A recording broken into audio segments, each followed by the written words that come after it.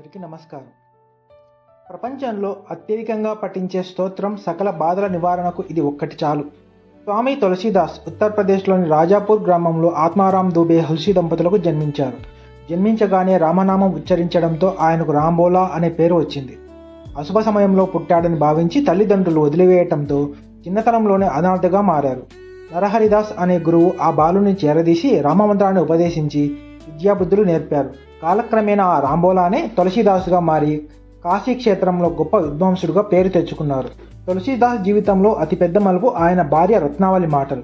భార్యపై ఉన్న విపరీతమైన ప్రేమతో ఆయన అర్ధరాత్రి నదిని దాటి పుట్టింటికి వెళ్ళిన ఆమెను కలవడానికి వెళ్ళగా రత్నావళి, ఈ రక్తమాంసాలతో కూడిన నా శరీరంపై మీకు ఉన్న ప్రేమే శ్రీరాముడిపై ఉంటే మోక్షం లభించేది అని పలికింది. ఆ మాట తులసీదాస్ను మేల్కొలిపి సంసార వ్యామోహాలను వదిలి రామభక్తిలో మునిగిపోయేలా చేసింది. రామదర్శనం, సాహిత్య కృషి. తులసీదాస్ నిత్య హనుమంతుడి ప్రార్థన చేసేవారు. వారణాసిలో రామాయణ ప్రవచనం జరుగుతున్నప్పుడు హనుమంతుడిని గుర్తించి ఆయన పాదాలు పట్టుకుని ప్రార్థించగా చిత్రకూట పర్వతంపై రామదర్శనం లభిస్తుందని వరం పొందారు.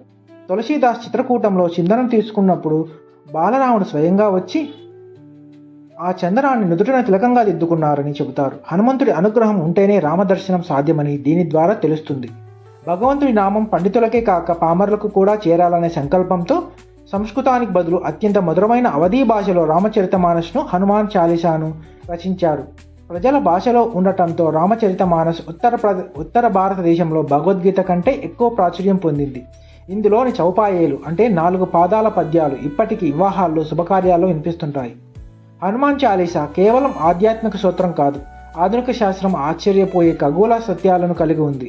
యుగ సహస్ర యోజన పరభాను లీలో తాహి పదురపల్జాను అనే పంక్తిలో టెలిస్కోపులు లేని కాలంలోనే తులసీదాస్ సూర్యుని దూరాన్ని అత్యంత ఖచ్చితంగా లెక్కించారు. ఇది నేటి నాసా శాస్త్రవేత్తలు లెక్కించిన దూరానికి సమానం.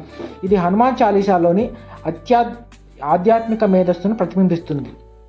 హనుమాన్ చాలీసా భక్తుల చుట్టూ ఒక అజేయమైన పాజిటివ్ ఎనర్జీ వలయాన్ని ఏర్పరిచే రక్షా కవచం పనిచేస్తుంది. ఇది భయాన్ని దూరం చేసి మానసిక ధైర్యాన్ని ప్రతిపాదిస్తుంది.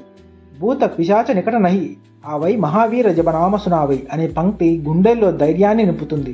నెగిటివ్ ఆలోచనల ఫోబియాను ఉన్నవారికి ఇది ఒక గొప్ప సైకాలజికల్ మెడిసిన్గా పనిచేస్తుంది. జ్యోతిష్య శాస్త్రం ప్రకారం శని దోషాలు, నవగ్రహ బాధలతో సతమతమయ్యేవారు హనుమంతుడిని కొలిస్తే ఆ పీడలు తొలగిపోతాయని ప్రగాఢమైన విశ్వాసం. తులసీదాస్ జీవితంలో మరో అద్భుతమైన ఘట్టం హనుమాన్ బాహు. వయసు పైబడినప్పుడు భుజానికి తీవ్రమైన గాయమై భరించలేని నొప్పితో బాధపడుతున్నప్పుడు ఆయన హనుమంతుడికి విన్నవిస్తూ అసువుగా 44 పద్యాలు చెప్పారు. ఈ పద్యాల పారాయణం పూర్తి కాగానే ఆయన వ్యాధి నయమైందని చెబుతారు. ఈ రోజుకి శారీరక క్షీలాలు, క్షీల నొప్పులు, తీవ్రమైన అనారోగ్యంతో బాధపడేవారు ఈ స్తోత్రాన్ని మహా ఔషధంగా నమ్ముకున్నారు. అష్టసిద్ధి నవనిధికే దాత అసవర దీనహి జానకీమాత అనే సంక్తి సీతమ్మ తల్లి ఇచ్చిన వరం ప్రకారం హనుమంతుడు 8 రకాల సిద్ధులను, 9 రకాల నిధులను ప్రసాదించగలడని తెలుపుతుంది. యోగ శాస్త్రం ప్రకారం అష్టసిద్ధులు మనసును నియంత్రించుకోవడానికి సంకేతాలు. హనుమాన్ చాలీసా పారాయణం వల్ల ఏకాగ్రత పెరిగి సుప్త చేతనావస్థలో ఉన్న శక్తులు మేల్కొంటాయని యోగులు చెబుతున్నారు. తులసీదాస్ స్వయంగా చెప్పినట్లు హనుమాన్ చాలీసాను 100 సార్ల కంటే సంకల్పంతో పఠిస్తే కష్టాల నుండి, మానసిక ఒత్తిళ్ల నుండి విముక్తి కలిగి పరమ సుఖం లభిస్తుంది. హనుమాన్ చాలీసా కేవలం ఒక స్తోత్రం కాదు, భక్త తులసీదాస్ మనకిచ్చిన ఒక డిజిటల్ పాస్వర్డ్ లాంటిది. ఇది విశ్వశక్తితో అనుసంధానం చేసి కవచంలా కాపాడుతుంది. కథ సమాప్తం. వీడియో నచ్చితే లైక్ చేయండి, సబ్స్క్రైబ్ చేయండి, కామెంట్ చేయండి. Thank you.